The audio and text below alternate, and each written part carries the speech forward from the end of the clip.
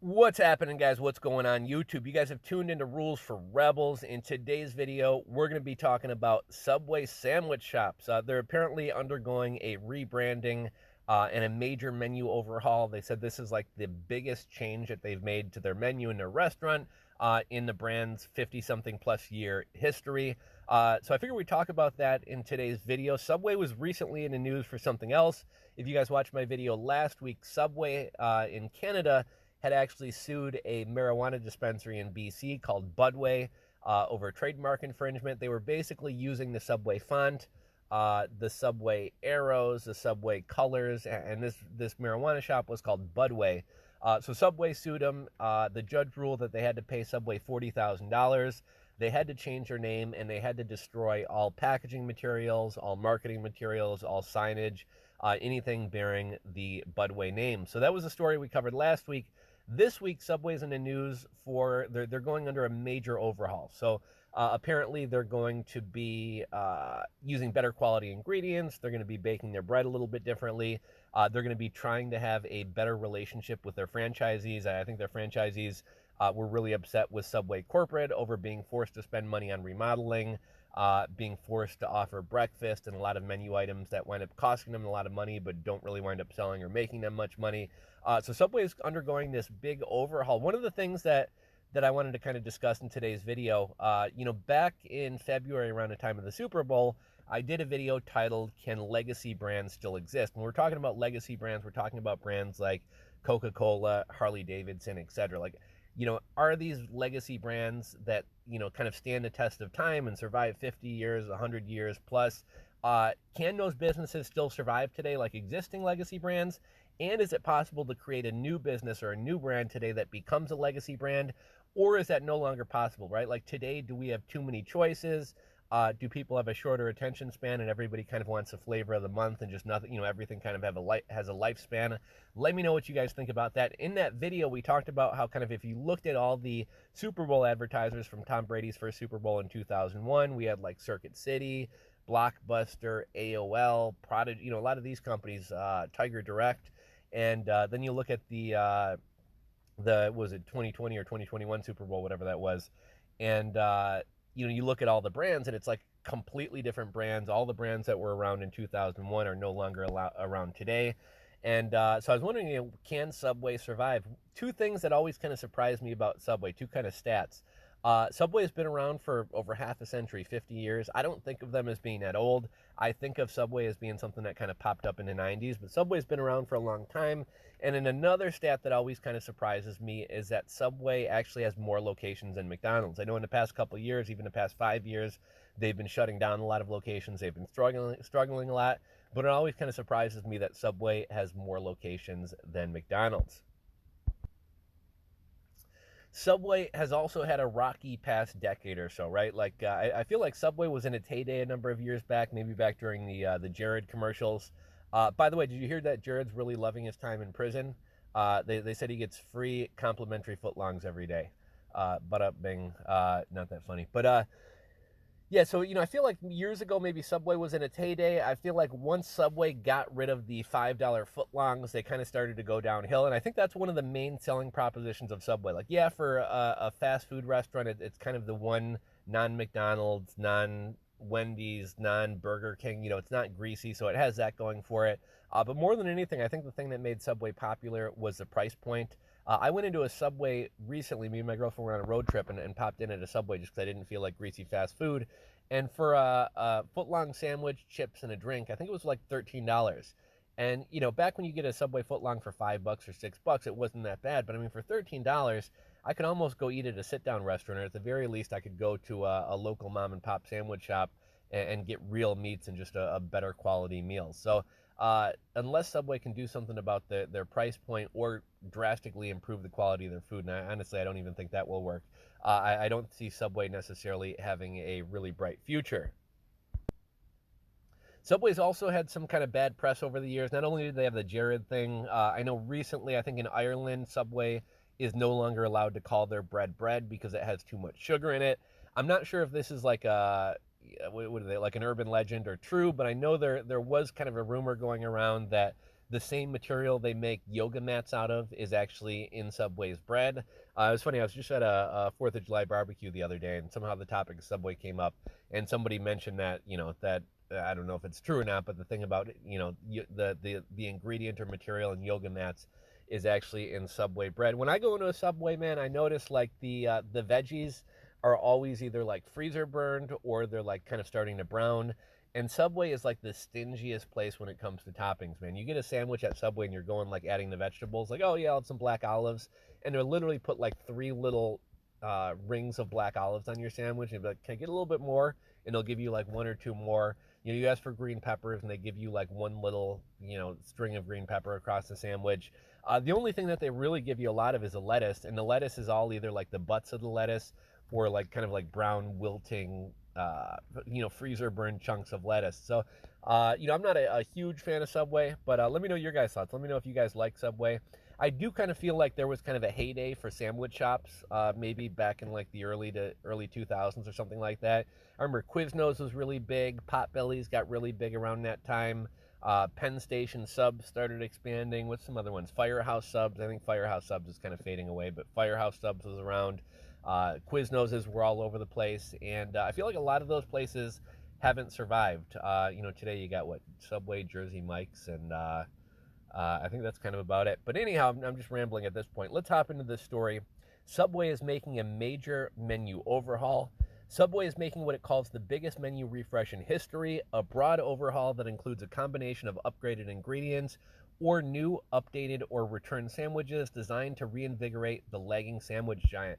Oh, I just remembered 2 other things about Subway. So I remember a couple years ago they had that little, scandal, might be a little bit of overkill in terms of a word, but they had the scandal where the footlong sandwich was actually only 10 or 11 inches. It wasn't 12 inches. Subway apparently counts inches like guys on Tinder. But yeah, they had that little scandal, and then recently Subway was in the news that some company or some media organization bought a Subway tuna sandwich, got the tuna DNA tested, and it was reported that Subway's tuna sandwich contains no tuna DNA. So I'm guessing they use, what is McDonald's using the fish fillet? Was it like haddock or something like that? I'm guessing Subway's using some cheaper fish and calling it tuna. But yeah, Subway hasn't really had a great history in a recent number of years.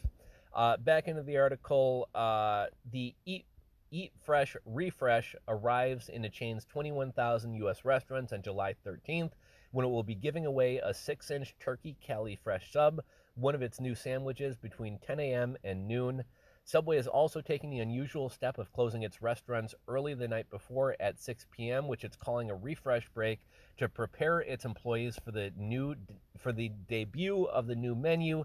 And sorry, I keep going on these rants, but 2 things just popped into my head. I don't know if you guys heard about this. I think maybe a day or 2 ago, Chipotle was doing a buy one get one free.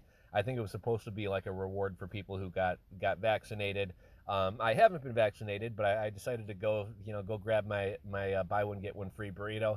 Man, I've never, free stuff brings people out. I've never seen so many people at a Chipotle. There were like probably 200 plus people outside of Chipotle, and I was like, screw this, and headed down the road. But this reminded me of one other thing. I was talking to a buddy of mine, and he said he went to 2 or 3 Taco Bells the other day, and I guess the Taco Bells near him are closing at 6 o'clock at night because of staffing issues, right? Like we keep hearing about how the hospitality industry can't hire anybody. Nobody wants to go back to work because of the enhanced unemployment. But I saw another article, I think it was in Yahoo News the other day, and a lot of media outfits have kind of covered this as well. But they said pretty much most people who previously worked in like restaurants, bartending, etc., like those people don't want to go back into those jobs. They want to go into other industries. They want more flexible hours. They don't want to work nights and weekends. They want better pay. They want better benefits. A lot of them want to try to get a job where they work remotely. So it'll be interesting to see what kind of the hospitality space looks like moving forward, even after, even once unemployment benefits or enhanced unemployment benefits start running out. Are people even still going to want to return to these industries? Let's see here. But getting back into this article, the changes will include 11 newly improved ingredients, including upgrades to its signature Italian bread as well as its hearty multigrain bread. The company has also created 4 new sandwiches and is bringing back 2 others, roast beef, and rotisserie chicken that had been removed from the menu last summer. Another 4 sandwiches have been upgraded due to the better ingredients. Company executives also assured that they are putting some of the weight of Subway's marketing budget behind the effort. This is one of the boldest changes in our core menu in decades. Trevor Haynes, president of North America at Milford, Connecticut-based Subway sandwich giant, said, "It's really the beginning of a multi-year journey."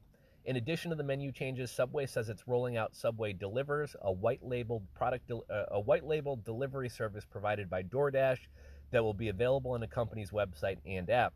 The service will be available in select areas, but will ultimately be available nationally. It is part of continued efforts by the company to simplify the digital ordering process. One thing that I think Subway kind of got hurt by during the pandemic is very few Subway locations had drive-throughs, and a lot of people were really freaked out about the pandemic, and so a lot of people were choosing to either not eat out at all or to go through drive-throughs. So that definitely didn't help Subway either. The change comes at a crucial time for the chain, whose franchisees have closed more than 5,000 locations over the past 5 years. Subway operators are walking away from the brand, and there are rumors of a potential sale, which the company has denied, and ownership is taking controversial steps, such as offering a new franchise agreement with a 10% royalty. In the middle of this, the company is facing questions about the content of its tuna. We talked about that. Thanks to a lawsuit in California, followed by tests by the New York Times that proved inconclusive, Subway once again made assurances that its tuna is in fact tuna. Subway in recent years has made several efforts to get customers enthused about its products, including new sandwiches, revamped interiors, and various technology efforts. Yet this one is bigger and different, company executives say. Some franchisees agree this is a whole new taste profile, said John Dell, who owns 130 locations in Tennessee, Kentucky, and Florida, but it doesn't change the way we do the business. The most notable change is the bread. The chain's Italian bread is baked longer at a hotter temperature, 370 degrees, to give it a crispier crust. The company also upgraded its recipe to its multi-grain bread, which is made with amber soft grain and 3 types of seeds. Every sub shop needs a phenomenal bread, Haynes said. It's the first time since 2000 that Subway has made any changes to its bread. Back then, the company switched from digging a trench at the top of the bread to slicing it, and also added seasonings. I totally forgot about that until I had read this article earlier. But you remember that they used to make like 2 slices, take a big triangle out of the top of the bread, stuff in the ingredients, and then put it back on top. That's it was unique to Subway, but it's also a way to kind of hide that you're not getting that much meat in the sandwich. I know a lot of places that sell lobster rolls kind of use a similar strategy, and it looks like the bread's like overflowing with lobster, but in reality, there's almost nothing in there. The new procedure is designed to minimize any disruption of the company's franchisees who operate the chain's restaurants, and both Dell and David Liceno, a 4-unit franchisee in New York State, dismissed any potential operations concerns with the new baking process. "We need to have the best bread we can have in the restaurant," said Dell. In addition to the bread, Subway will offer smashed avocado with sea salt, Belgioso fresh mozzarella, and a new Parmesan vinaigrette. The chain is also upgrading its ham, turkey, steak, and bacon. It will also start selling 4 new subs, including Turkey Cali Fresh, featuring turkey, bacon, avocado, mozzarella, mayo, spinach, red onions, and tomato on multigrain, a version with steak, a new Subway club with turkey, ham, roast beef, lettuce, tomato, onions on multigrain, and an all-new American club with turkey, ham, bacon, American cheese, lettuce, tomatoes, and onions on Italian. Executives said the company isn't adding new products to make it more complex for franchisees to operate, and the operator said the company needs to take steps to upgrade its menu to stay ahead of the competition. "We realize that as a brand we need to innovate, Liceno said. As a market leader, we're the hunted, and if you're not staying one step above the competition, you're falling behind. The menu he promised is going to be epic." Personally, I would probably say Jimmy John's is kind of the leader of the pack of the lower price sandwich shops over Subway. Let me know what you guys like better. What's your favorite kind of chain sandwich shop? Do you like Jimmy John's? Do you like Subway? Do you like something else? I'm going to get running, so we'll wrap up this one. But if you guys enjoyed today's video, give it a thumbs up. If you're not subscribed to the channel, click that subscribe button below. Thanks for watching. We'll catch you guys on the next video.